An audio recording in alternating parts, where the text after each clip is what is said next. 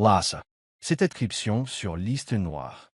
Des lettres aux employeurs, des instructions subtiles mais claires de ne pas l'embaucher, le tout signé par Adrian Steele lui-même. Elle fixait les papiers, les mains tremblantes. Cette prise de conscience la frappa comme un coup de poing dans le ventre. C'était Adrian qui avait failli détruire sa vie après la gifle. Toutes les portes qui lui avaient claqué au nez, les nuits passées à pleurer de frustration, la lutte désespérée pour maintenir sa famille à flot. Tout cela était de sa faute. La porte s'ouvrit derrière elle et Adrian entra. Il se figea en la voyant tenir le dossier, son calme habituel vacillant. « Maya, balbutia-t-il d'une voix prudente. Laisse-moi t'expliquer. » Mais Maya n'était pas d'humeur à écouter. « C'est toi qui as fait ça ?» dit-elle, la voix tremblante de colère et de douleur. « C'est à cause de toi que je n'ai pas trouvé de travail. C'est à cause de toi que ma famille a souffert. Et tu as le culot de rester là et de faire semblant de t'en soucier. » « Maya, je ne l'ai pas fait, commença-t-il, mais elle le coupa. « N'essaie surtout pas de te justifier. » Rétorqua-t-elle, les yeux flamboyants. « Tu as ruiné ma vie par orgueil, et maintenant tu penses que me donner un travail et jouer les sauveurs justifie tout. Je t'avais fait confiance. » Adrian s'approcha, l'air peiné. « J'ai fait une erreur. Je n'avais pas réalisé à quel point j'avais causé de dégâts avant de te connaître. Je suis désolé, mais ces excuses n'ont pas suffi. » Maya secoua la tête, les larmes aux yeux. « Être désolé ne résoudra pas ce que tu as fait. Je ne peux pas travailler pour quelqu'un capable d'une telle cruauté. » Elle sortit en trombe, laissant Adrian seul dans son bureau, submergé par la culpabilité. Les jours suivants furent flous pour Adrian. Sans la présence de Maya, le bureau semblait froid et vide. Il repassait ses paroles encore et encore dans sa tête, chacune plus douloureuse que la précédente. Pour la première fois de sa vie, il ne pouvait pas simplement résoudre un problème en y mettant de l'argent. Il avait entendu la seule personne qui lui avait tenu tête, l'avait mis au défi et lui avait donné envie de s'améliorer. Un soir, assis seul dans son appartement, Adrian contemplait la ville. Il repensait à son parcours, aux années passées à se frayer un chemin jusqu'au sommet, aux sacrifices qu'il avait consentis, aux murs qu'il avait érigés autour de lui. En chemin, il avait perdu de vue les valeurs que sa mère lui avait inculquées. Les mots de Maya résonnèrent dans son esprit. Le respect ne coûte rien. Déterminé à se racheter, Adrian commença à agir. Il commença par présenter des excuses, d'abord aux employeurs qui l'avaient poussé à inscrire Maya sur sa liste noire, reconnaissant son tort et leur demandant de lui donner une chance équitable à l'avenir. Il s'est ensuite tourné vers les causes qui tenaient à Maya. Fort de sa fortune et de son influence, il a généreusement contribué à des initiatives en faveur des familles défavorisées, de soins de santé abordables et de l'éducation. Il ne s'agissait pas d'impressionner Maya, mais de se prouver qu'il pouvait faire mieux. Pendant ce temps, Maya luttait contre ses émotions. Elle aurait voulu haïr Adrian pour ce qu'il avait fait, mais elle ne pouvait ignorer l'homme qu'elle avait appris à connaître ces dernières semaines, l'homme qui s'était montré vulnérable, qui avait écouté ses idées, qui avait essayé de comprendre son monde. Malgré sa colère, une petite partie d'elle lui manquait. Sa mère, remarquant son trouble, dit doucement, « On fait des erreurs, Maya. C'est ce qu'on fait ensuite qui révèle qui on est vraiment. » Son jeune frère, Liam, intervint. « Il a payé mes factures d'hôpital, n'est-ce pas? Ça doit bien compter. » Maya soupira, tiraillée entre sa colère persistante et les changements qu'elle commençait à observer chez Adrian. Elle ne voulait pas lui pardonner, mais elle ne pouvait nier qu'il essayait de réparer ses torts. Et au fond d'elle-même, elle ne parvenait pas à se défaire du lien qu'elle ressentait avec lui. Une semaine plus tard, Maya a reçu une invitation à un événement public organisé par Steele Enterprises. Curieuse, elle a décidé d'y assister. À son arrivée, elle a été surprise de voir Adrian sur scène, annonçant la création d'une nouvelle fondation destinée à aider les familles comme la sienne.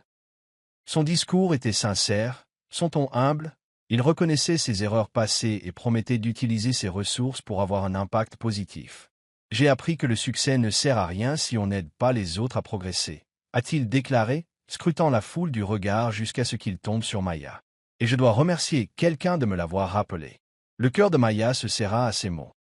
Pour la première fois, elle ne voyait pas le milliardaire arrogant, mais un homme qui cherchait à changer. Alors qu'il descendait de scène, leurs regards se croisèrent. Adrian s'approcha d'elle avec prudence, l'air ouvert et vulnérable. « Maya, dit-il doucement, je ne peux pas effacer le passé, mais je veux faire mieux, pour toi, pour ceux qui en ont besoin. Je continue d'essayer, même si tu ne me pardonnes jamais. Maya l'observa un long moment avant de finalement répondre, on verra. Ce n'était pas du pardon, pas encore.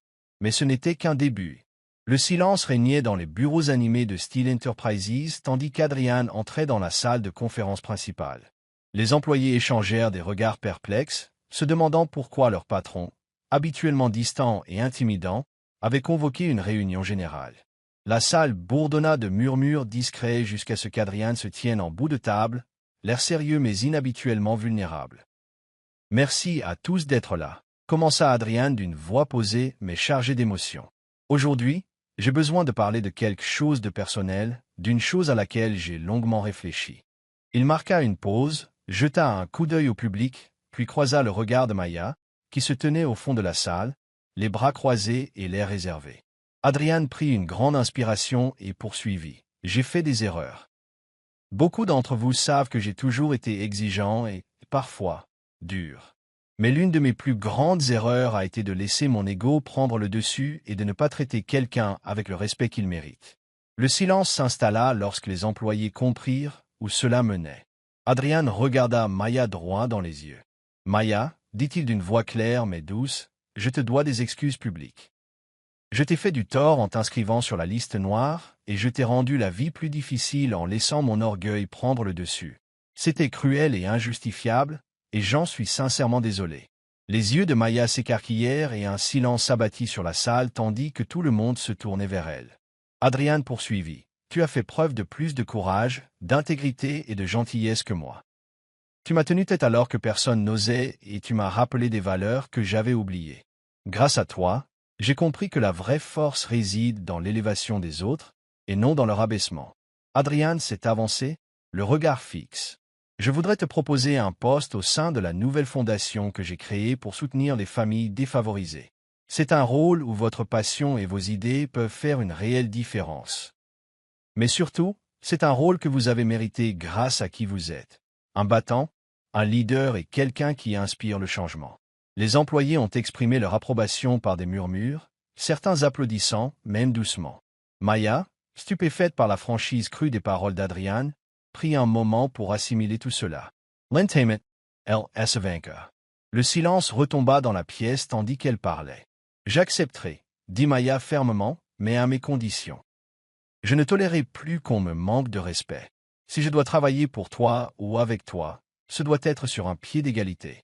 Adrian hocha la tête, un petit sourire aux lèvres. « D'accord, tu l'as bien mérité, et même plus. » Au cours des semaines suivantes, Maya et Adrian ont commencé à travailler ensemble pour construire les fondations.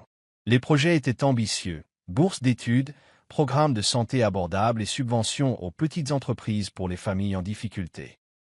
Cette collaboration étroite a ravivé le lien qui les unissait autrefois, mais cette fois, il était fondé sur le respect mutuel. Adrian s'est transformé sous les yeux de Maya. Il ne soutenait plus les autres et ne rejetait plus leurs idées. Au lieu de cela, il l'écoutait surtout. Il sollicitait son avis sur les décisions, appréciait son point de vue et partageait même des moments de vulnérabilité face à ses insécurités et à sa peur de l'échec. Pour Maya, c'était un Adrian différent, qui n'avait pas peur d'admettre ses défauts ni de faire preuve de gentillesse. Leur proximité grandissante n'échappait pas à leur entourage. Les séances de brainstorming nocturne se terminaient souvent par des rires plutôt que par des disputes, et la façon dont Adrian regardait Maya comme si elle était la personne la plus importante de la pièce ne passait pas inaperçue. Un soir, après une longue journée de préparation d'un événement communautaire, Adrian invita Maya à dîner. Juste pour célébrer les progrès de la fondation, dit-il d'un ton désinvolte.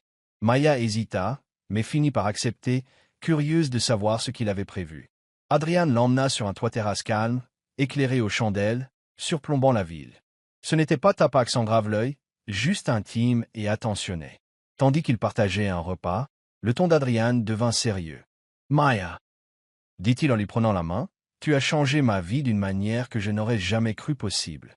Tu m'as fait découvrir l'homme que je veux être, non seulement pour moi-même, mais aussi pour toi. Je ne te mérite pas, mais je veux passer le reste de ma vie à essayer de te mériter. » Avant qu'elle puisse répondre, Adrian sortit une petite boîte en velours et l'ouvrit, révélant une bague en diamant simple mais élégante. « Veux-tu m'épouser » Maya en eut le souffle coupé. Elle regarda Adrian, l'esprit submergé par les souvenirs.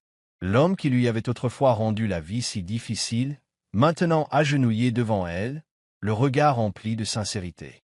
Elle vit l'évolution, le changement et l'amour qu'il lui portait désormais. « Oui, dit-elle d'une voix à peine plus forte qu'un murmure. Je t'épouserai. » Le sourire d'Adrian illumina la nuit lorsqu'il glissa la bague à son doigt. La ville en contrebas sembla disparaître tandis qu'ils embrassaient leur voyage, la boucle bouclée. L'histoire ne s'est pas terminée par un simple mariage, mais par un objectif. Maya et Adrian ont lancé leur fondation ensemble, utilisant leur histoire comme symbole de rédemption, de croissance et du pouvoir des secondes chances.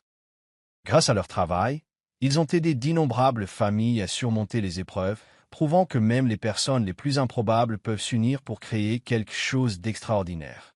Et alors qu'ils se tenaient ensemble au gala du premier anniversaire de la fondation, Maya murmura à Adrian, « Je suis fier de nous. » Adrian sourit en lui serrant la main. « Je suis fier de toi, Maya.